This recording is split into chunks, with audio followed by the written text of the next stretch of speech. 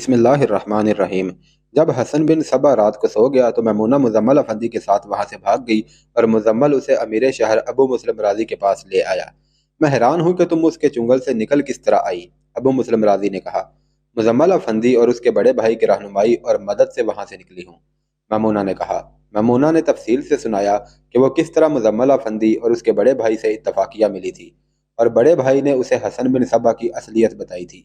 امیر شہر مزمل افندی نے کہا، ہم اصفہان کے رہنے والے ہیں، تجارت ہمارا پیشہ ہے۔ ہم شہر شہر قصبہ قصبہ جاتے ہیں، لوگوں سے ملتے ملاتے ہیں، اور ہم اللہ کے بتائے ہوئے سیدھے راستے پر چلنے والے مسلمان ہیں۔ اس لیے ہم جہاں بھی جاتے ہیں وہاں غور سے دیکھتے ہیں کہ کہیں اسلام کی روح کو مسح تو نہیں کیا جا رہا۔ ان کنوں کے علاقوں میں تم نے کیا دیکھا ہے؟ ابو مسلم راضی نے پوچھا۔ ان علاقوں میں لوگ حسن بن صبا کو خدا کا ایلچی سمجھتے ہیں، مزمل افندی نے کہا، اور ان کا عقیدہ ہے کہ حسن بن صبا آسمان سے زمین پر اترا تھا اور پھر آسمان پر چلا گیا ہے اور ایک بار پھر اس کا ظہور ہوگا۔ ہمیں معلوم ہو چکا ہے، ابو مسلم راضی نے کہا، لیکن ہم لوگوں کے خلاف کوئی کارروائی نہیں کریں گے۔ لوگ تو کھیتی کی مانند ہیں، کھیتی ہر بیج کو قبول کر لیتی ہے۔ حشیش کا پودا بھی کھیتی اگاتی ہے اور ہنا بھی کھیتی ہی دیتی ہے۔ ہم اسے پکڑیں گے جو ہنا پیدا کرنے والی زمین میں حشیش کا بیج بوتا ہے۔ مجھے ایک شک ہے امیر شہر، مزمل افندی نے کہا۔ ایسے لوگوں کو آپ فوج کہیں یا احمد بن عطاش اور حسن بن صبا کے جانباز پیروکار کہہ لیں۔ انہیں حشیش پلائی جاتی ہے اور نشے کی حالت میں ان کے دماغوں میں وہ لوگ اپنے بے بنیاد عقیدے ڈالتے ہیں۔ دوسرا، لوگوں کی تو انہوں نے کایا پلٹ دی ہے۔ محصولات اور مالیہ اس قدر کم کر دیا گیا ہے جو انتہائی غریب کسان نہایت آسانی اور خوشی سے دیتا ہے۔ وہ محصولات اور مال بالکل معاف کر سکتے ہیں۔ ابو مسلم راضی نے کہا، قافلے لوٹ لوٹ کر انہوں نے قارون کے خزانے اکٹھے کر لیے ہیں اور ابھی تک ان کی لوٹ مار جاری ہے۔ قتل و غارت گری ان لوگوں کا دستور ہے۔ اس عورت کو دیکھو، اس کی بیٹی شمونہ کو حسن بن صبا کے ڈاکوؤں نے چھوٹی سی عمر میں اغوا کر لیا تھا۔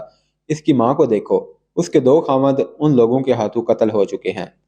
امیر محترم، مزمل افندی نے پوچھا، آپ کے سالار امیر ارسلان حسن بن صبا کی گرفتاری کے لیے کب روانہ ہو رہے ہیں؟ میں ضروری نہیں سمجھتا کہ تمہیں اس سوال کا جواب دوں، ابو مسلم راضی نے کہا۔ مجھے یہ بتاؤ کہ بغداد سے اس قافلے نے کب روانہ ہونا تھا؟ ابھی اس کی روانگی کے کوئی آثار نہیں تھے، مزمل افندی نے جواب دیا۔ اگر روانہ ہو بھی چکا ہوا تو ابھی راستے میں ہی ہوگا۔ تم یقیناً اپنے بھائی کے پاس جانا چاہو گے، ابو مسلم راضی نے پوچھا۔ یقیناً، مزمل افندی نے کہا، وہ میرے لیے پریشان بھی ہوں گے، مگر میں ایک خطرہ محسوس کر رہا ہوں۔ میں اس خاتون کو وہاں سے لایا ہوں، یہ دراصل حسن بن صبا کے قبضے میں تھی۔ اسے میں اس کے ہاتھوں قتل ہونے سے بچا لایا ہوں۔ ہو سکتا ہے حسن بن صبا پر یہ راز کھل جائے تو کیا وہ مجھے قتل نہیں کرا دے گا؟ تم اکیلے نہیں جاؤ گے، ابو مسلم راضی نے کہا۔ میں مرو جا رہا ہوں، سلطان سے کہوں گا کہ سالار امیر ارسلان کو فوراً بغداد بھیج دیں۔ اگر قافلہ اصفہان کی طرف روانہ ہو گیا تو اس کا تعاقب کرے اور حسن بن صبا کو پکڑ کر لے آئے۔ تمہیں اس کے ساتھ جانا پڑے گا۔ میرا خیال ہے امیر ارسلان اس کو نہیں پہچانتا، یہ تم اسے بتاؤ گے، وہ تمہیں اپنی پناہ میں رکھے گا۔ تمہیں یہاں 3 یا 4 دن رکنا پڑے گا۔ امیر ارسلان یہاں آ کر روانہ ہوگا۔ ابو مسلم راضی اسی روز مرو کو روانہ ہو گیا۔ اس کے حکم سے مزمل افندی کی رہائش کا انتظام کر دیا گیا تھا۔ شمونہ کو ابو مسلم راضی نے اپنے مکان میں ٹھہرایا ہوا تھا۔ میمونہ اس کے ساتھ چلی گئی۔ مزمل افندی نے جس وقت شمونہ کو دیکھا تھا اس کی نظریں شمونہ سے ہٹ نہیں رہی تھیں۔ شمونہ بہت ہی حسین لڑکی تھی، لیکن اس کے چہرے پر ایک تاثر اور بھی تھا۔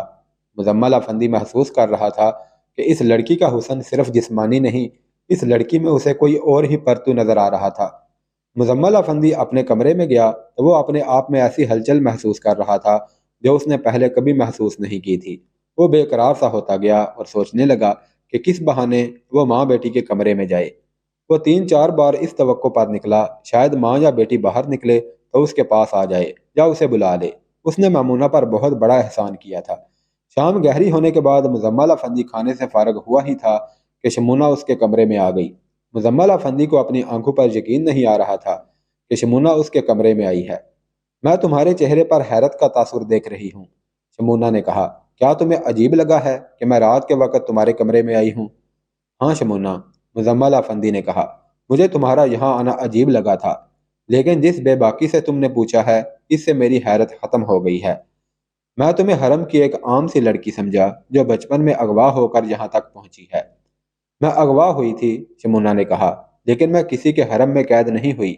نہ مجھے جسمانی تفریح کا ذریعہ بنایا گیا تھا، بلکہ مجھے ایسی تربیت دی گئی کہ میں پتھر دل آدمی کو موم کی طرح پگھلا کر اپنی مرضی کے سانچے میں ڈھال سکتی ہوں۔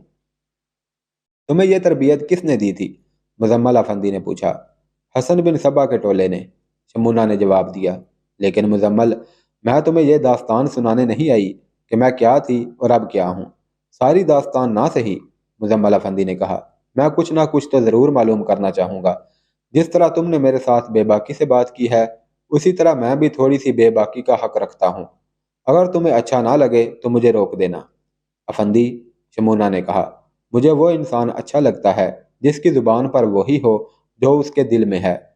شمونا، مزمل افندی نے کہا، میری زبان پر تمہارا نام ہے اور میرے دل میں بھی تم ہی ہو۔ میں نے تمہیں آج ہی دیکھا ہے اور میرے دل نے کہا ہے کہ اس لڑکی کا حسن جسمانی نہیں روحانی ہے، اور خدا کی قسم میں نے یقین کی حد تک محسوس کیا کہ میں تمہیں بچپن سے جانتا ہوں اور بچپن سے تم میرے دل میں موجود ہو۔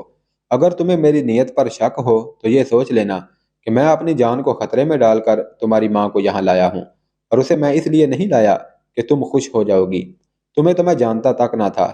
میں ایک مظلوم اور فریب خوردہ عورت کو ایک ابلیس کے جال سے نکال کر لایا ہوں۔ یہ کہتی تھی کہ میری بیٹی سلجوکی سلطان یا کسی امیر کے پاس ہے۔ میں اسے محض خواب اور خیال سمجھتا تھا۔ میں تو یہ سوچ کر اسے لے آیا تھا کہ اسے ابو مسلم راضی کی پناہ میں چھوڑ کر لوٹ جاؤں گا۔ میں تمہاری بات سمجھ گئی ہوں افندی، شمونا نے کہا، مجھے یقین ہے کہ تم میری خاطر نہیں آئے۔ یہ تو اتفاق ہے، مزمل افندی نے کہا، اسے معجزہ کہو تو بھی غلط نہیں ہوگا کہ تم یہاں مل گئی۔ یہ اللہ کا انعام ہے، شمونا نے کہا، اللہ نے میری توبہ قبول کر لی ہے۔ میرے دماغ میں ابلیسیت ڈالی گئی تھی اور میرے خیالات اور میرے کردار کو ابلیسیت کے سانچے میں ڈھال دیا گیا تھا، لیکن ایسے حالات پیدا ہو گئے کہ میں ہوش میں آ گئی۔ مجھے امید نہیں تھی کہ اپنے آپ کو ابلیسی اوصاف سے پاک کر کے انسانیت کے دائرے میں داخل ہو سکوں گی، لیکن مجھ پر یہ راز کھلا ہے کہ انسان آخر انسان ہے اور وہ اول آخر انسان رہتا ہے۔ کبھی حالات ایسے ہو جاتے ہیں کہ انسان ابلیسیت کی طرف مائل ہو جاتا ہے، یا ایسے انسانوں کے نرغے اور اثر میں آ جاتا ہے کہ اسے ابلیسیت میں لذت حاصل ہوتی ہے اور وہ ابلیس کا پجاری بن جاتا ہے، لیکن وہ رہتا انسان ہی ہے، وہ ابلیس نہیں بن جاتا۔ یہ سوچنے اور سمجھنے کی بات ہے۔ اللہ نے انسان کو اشرف المحلوقات بنایا ہے۔ وہ ارادہ کر لے اور یہ سمجھ لے کہ اللہ نے اپنی نگاہ میں انسان کو کتنا اونچا مقام دیا ہے، تو وہ ایک جھٹکے سے ابلیس کے چنگل سے نکل کر اللہ کے قریب ہو سکتا ہے۔ یہ میں نے کیا اور اللہ نے یہ انعام دیا کہ مجھے میری بچھڑی ہوئی ماں دے دی۔ یہ عمر اور یہ حسن، مزمل افندی نے کہا، اور یہ سنجیدگی، کیا تمہیں یہ سنجیدگی اچھی نہیں لگی؟ شمونا نے پوچھا۔ یہی تو مجھے اچھی لگی ہے، مزمل افندی نے کہا۔ تم چاہتی ہو کہ جو دل میں ہو وہی زبان پر آئے۔ میرے دل کی آواز سن لو شمونا۔ میرے دل میں تمہاری وہ محبت پیدا ہو گئی ہے جس کا تعلق روح کے ساتھ ہے، اور تم نے ایسی محبت کے قصے سنے ہوں گے۔ شمونا چونک پڑی، اس کے چہرے کا رنگ بدل گیا، جیسے وہ خوف زدہ ہو گئی ہو۔ وہ آنکھیں پھاڑے مزمل افندی کو دیکھنے لگی، جیسے اس جوان سال اور ہوبرو آدمی نے اسے کہہ دیا ہو کہ میں تمہیں قتل کر دوں گا۔ کیوں شمونا؟ مزمل افندی نے کہا، کیا میں نے تمہارے دل کو تکلیف پہنچائی ہے؟ نہیں افندی، شمونا نے کہا، مجھے شک ہے کہ میری محبت اور موت میں کوئی زیادہ فرق نہیں۔ آج میں کچھ اور کہنے آئی تھی، شمونا نے کہا۔ میں تمہاری شکر گزار ہوں کہ تم میری ماں کو لے آئے ہو، اور اس سے زیادہ اللہ کی شکر گزار ہوں کہ ماں نے مجھے انسان کے روپ میں دیکھا ہے۔ اس سے پہلے دیکھتی تو کہتی نہیں، یہ میری بیٹی نہیں۔ وہ اٹھ کھڑی ہوئی۔ تم جا رہی ہو؟ مزمل افندی نے کہا۔ میں کیا سمجھوں؟ ناراض ہو کر جا رہی ہو؟ کل لاؤں گی افندی، شمونا نے قدرے خوشگوار لہجے میں جواب دیا۔ میں ناراض نہیں ہوں، تمہاری نیت سمجھ گئی ہوں۔ میں چہرے سے نیت معلوم کر لیا کرتی ہوں۔ میں نے تمہارے ساتھ کچھ اور باتیں بھی کرنی ہیں، اور شمونا چلی گئی۔ اگلے روز کا سورج طلوع ہوا۔ مزمل افندی ناشتے سے فارغ ہو چکا تھا۔ شمونا اپنی ماں میمونہ کے ساتھ اس کے کمرے میں آ گئی۔ مزمل، میمونہ نے کہا، میری بیٹی نے بتایا ہے کہ تم نے اسے اپنے لیے پسند کیا ہے۔ نہیں، مزمل نے کہا، اپنے لیے پسند کرنے کا مطلب کچھ اور ہوتا ہے۔ شمونا بازار کی کوئی چیز نہیں کہ یہ مجھے پسند آ گئی ہے اور میں یہ چیز خرید لوں گا۔ صاف بات یہ ہے کہ میں اس کی محبت کا اسیر ہو گیا ہوں، اور یہ محبت میری روح میں اتر گئی ہے۔ اگر شمونا مجھے قبول نہیں کرے گی تو میری روح سے اس کی محبت نکل نہیں سکے گی۔ تمہیں قبول کرنے یا نہ کرنے کا فیصلہ شمونہ کرے گی، میمونہ نے کہا، اور پوچھا، کیا تم اس کے ساتھ شادی کرنا چاہتے ہو؟ شادی صرف اس صورت میں کروں گا کہ یہ میری محبت کو قبول کر لے، مزمل افندی نے کہا۔ لیکن قابل احترام خاتون، میں ابھی شادی کی بات ہی نہیں کروں گا، پہلے وہ مہم سر کروں گا جس کے لیے میں یہاں رکا ہوا ہوں، حسن بن صبا کی گرفتاری۔ سلطان نے حکم دیا ہے کہ حسن بن صبا کو زندہ اس کے سامنے لایا جائے، لیکن وہ میرے سامنے آ گیا تو میں اسے زندہ نہیں چھوڑوں گا، میری تلوار اس کے خون کی پیاسی ہے۔ اس لیے کہ اس نے میرے پہلے خاوند کو ڈاکوؤں کے ہاتھوں قتل کروایا تھا، میمونہ نے پوچھا، اور اس لیے کہ اس نے میرے دوسرے خاوند کو بھی قتل کروایا ہے۔ کیا تم ہم ماں بیٹی کو خوش کرنا چاہتے ہو؟ نہیں، مزمل افندی نے جواب دیا، میں اللہ اور اللہ کے رسول صلی اللہ علیہ وسلم کو خوش کرنا چاہتا ہوں۔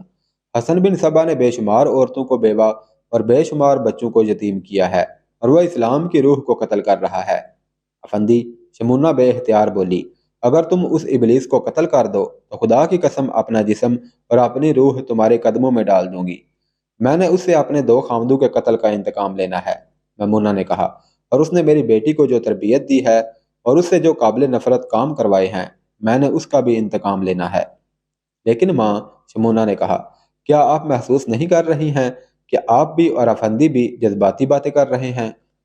کیا آپ یہ سمجھتے ہیں کہ حسن بن صبا کو قتل کرنا اتنا ہی آسان ہے جتنی آسانی سے آپ قتل کے ارادے کی باتیں کر رہی ہیں؟ میں اس کے ساتھ رہی ہوں، کوئی شخص اس کے پاس اسے قتل کرنے کے ارادے سے جائے گا تو وہ سوچ میں پڑ جائے گا کہ اس شخص کو قتل کروں یا نہ کروں۔ میں اس کی یہ طاقت دیکھ چکی ہوں، میمونہ نے کہا۔ میں اسے طاقت نہیں جادو کہوں تو غلط نہیں ہوگا۔ طاقت کہو یا جادو، شمونہ نے کہا، اسے جتنا میں جانتی ہوں اتنا آپ دونوں نہیں جانتے۔ میں کہہ رہی ہوں کہ اسے قتل کرنے کا کوئی اور طریقہ سوچنا پڑے گا۔ اسے پکڑنے کے لیے فوج بھیجی جا رہی ہے۔ میں آپ کو بتاتی ہوں، وہ نہیں پکڑا جائے گا، اور اگر پکڑا گیا تو بڑا ہی خوبصورت دھوکہ دے کر نکل جائے گا۔ اسے قتل کرانے کے لیے کرامتیوں کو استعمال کیا جائے تو کامیابی کی امید رکھی جا سکتی ہے۔ یہ تم کیسے کہہ سکتی ہو؟